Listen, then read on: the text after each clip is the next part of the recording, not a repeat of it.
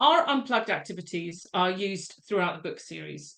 We use them to both highlight and explain key concepts in the book, that concepts that might otherwise be quite complex to understand.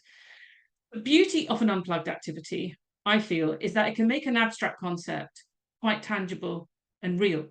If I'm talking about iteration, or if we're talking any of the principles I previously discussed, doing them by hand can make them easier to understand. So what is Unplugged? I'm not just referring to computers that are not connected to the internet.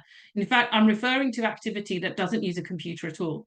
It might be with pen and paper, or Lego bricks, or modeling clay. And in fact, if I go back to the earlier examples of the things we do in Digital Schoolhouse, it's the use of magic tricks, card games, dancing, playground games, all to teach computer science concepts. They all fall into the Unplugged category.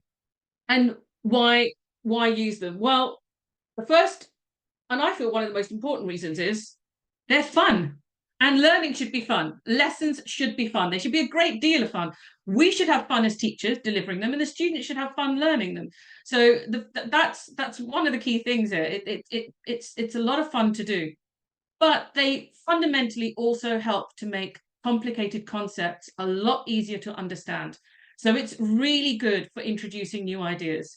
They also develop a range of different thinking skills. They help develop your creative thinking muscles, your computational thinking muscles.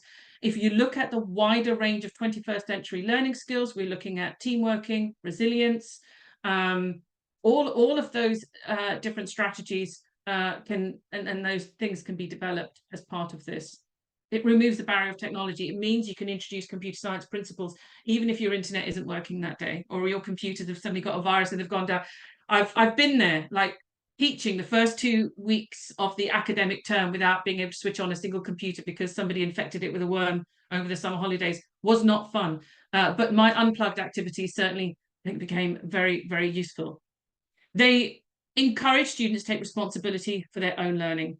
And one of the most important things, it creates a framework for students to be able to make their own discoveries. As I mentioned, they're discovering the concept of iteration, for example, themselves.